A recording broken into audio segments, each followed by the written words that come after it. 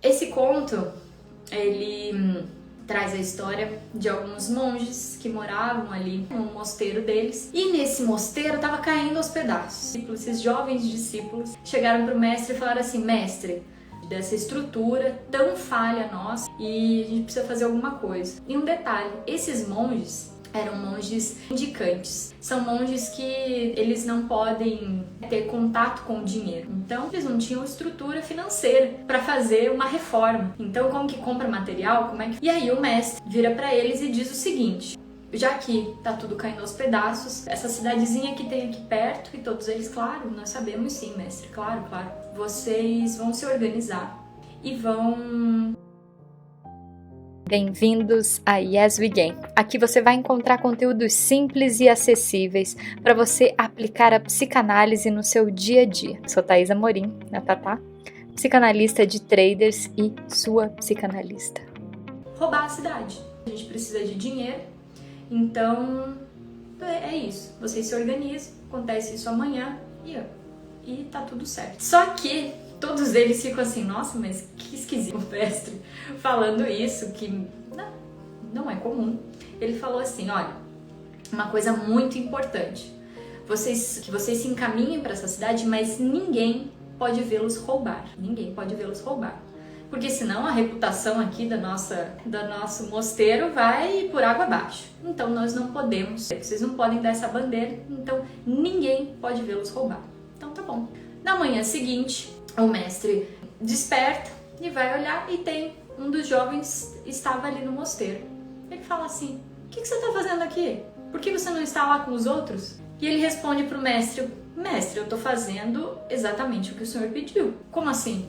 Me explica melhor. Não era para você ir até a cidade, roubar, para que a gente pudesse fazer a nossa reforma?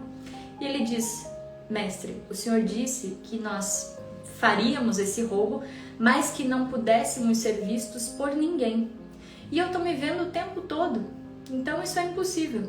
E naquele momento o mestre, ele percebeu que apenas aquele discípulo havia compreendido essa tarefa que foi dada. E como que a gente pode colocar isso na nossa vida e para aqueles que atuam no mercado financeiro, que se cobram tanto por resultados? Essa semana foi uma semana complicada. Como que eu posso utilizar essa história para minha vida, a minha trajetória, minha jornada nesse trabalho? Como que eu posso fazer isso? Antes de você fazer uma autocrítica, entenda aquilo que você faz quando ninguém está vendo. Quando você tem uma frase de Platão que ele diz: o homem, esse conto em específico a gente pode ver sobre a ética de coerção, né? E a ética propriamente dita que a gente pode levar, né, como um comportamento. Então, a ética de convicção. Como que você tá com essa ética com você mesmo? Essa autoobservação que você faz o tempo todo.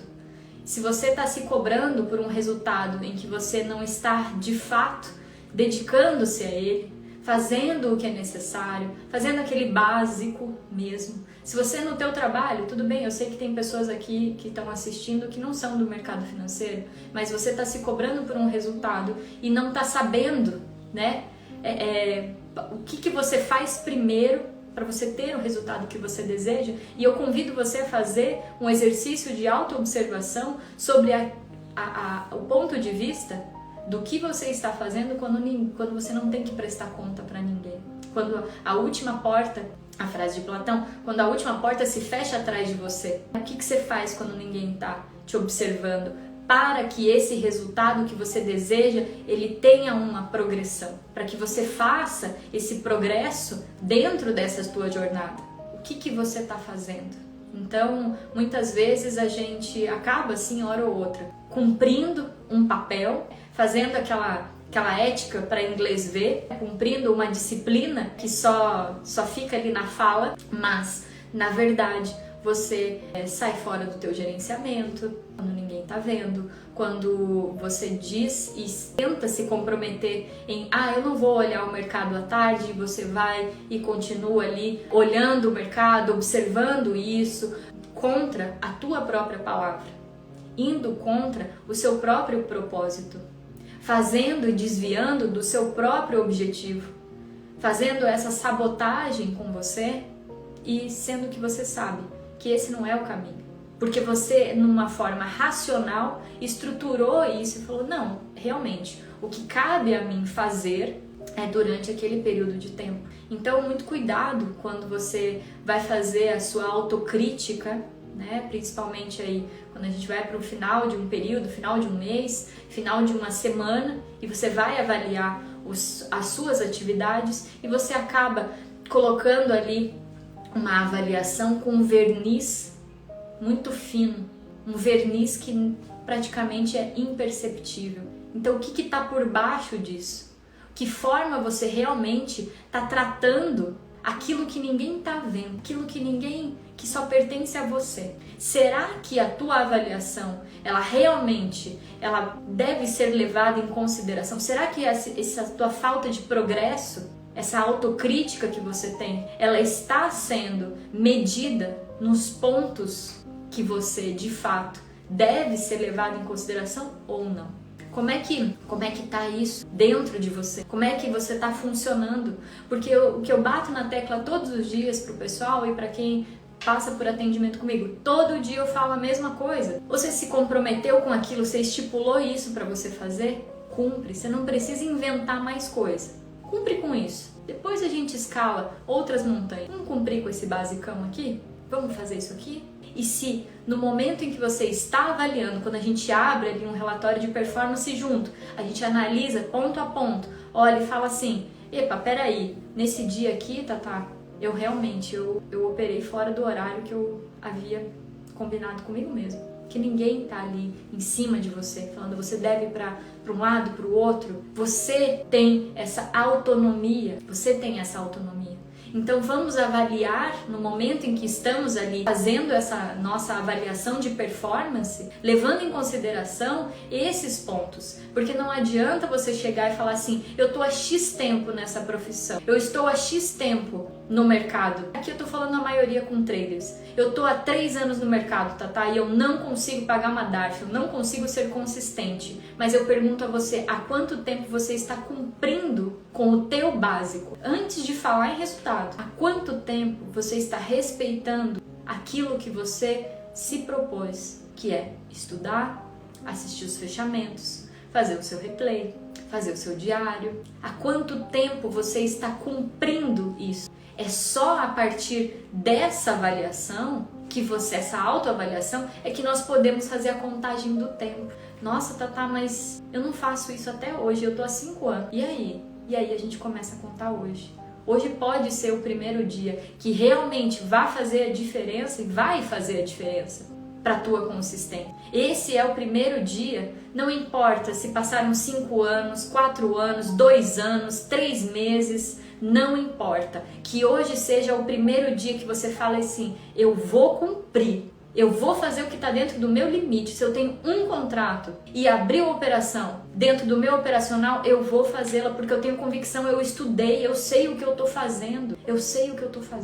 E é por isso que eu estou fazendo isso. Tatá, meu resultado não foi positivo. Eu entrei, mas você tem convicção? Tava com convicção? Sim. Então conte isso como algo positivo. Esse é o teu primeiro dia. Aí a gente começa a falar. A partir disso, nós começamos a falar. Aí você começa a ter uma conversa profissional. E se você tem outra área de atuação, que você faça isso também. Tatá, eu sou vendedor. Como é que eu posso atribuir isso que você disse para essa minha outra área de atuação? Eu falo para você, você está cumprindo, você sabe todas as características disso que você está oferecendo para um cliente? Você conhece o teu cliente? Você sabe com quem você vai conversar? Não, eu não sei. Então é a hora de você sentar e estudar. Estuda teu cliente, estuda teu produto, oferece sabendo o que você está oferecendo, não só por oferecer. Não há caminho mais curto. Existe o caminho de você estudar, validar e aí sim ir pro risco. Isso, risco há em todas as áreas. Você pode ir levar uma negativa do teu cliente, você pode operar hoje e não ser uma operação aí vencedora, mas você fez dentro das tuas possibilidades, dentro do teu conhecimento técnico. Não subestima a tua técnica. Esteja consciente. Quanto mais consciente você estiver, mais próximo desse lugar que você deseja, você estará. Pode parecer muito óbvio nós falarmos sobre o mestre que pede para os seus discípulos irem roubarem. E ele fala assim, mas que ninguém veja, mas que ninguém veja. E esse discípulo entende e compreende o ensinamento e fala, mas eu estou me observando o tempo inteiro. Eu estou me observando o tempo inteiro. Então eu não posso fazer isso. Então se a gente levar esse simples conto para qualquer área da nossa vida, seja para o mercado, seja para você que atua em outra área, você está se auto-observando, você está se olhando, e é um olhar da alma mesmo. São os olhos da consciência, são os olhos da alma, com certeza. Você olha, você está olhando para você o tempo inteiro, você está se auto-observando. Uma vez que você atua e está se auto-observando, você ganha uma armadura, uma proteção a mais contra essas emoções, essa volatilidade aí que todos nós temos, esse pendular de estar, ai, tá tudo bem, eu tô eufórico, ai, eu tô triste, ai, tá tudo bem, tá muito quentinho e tá péssimo.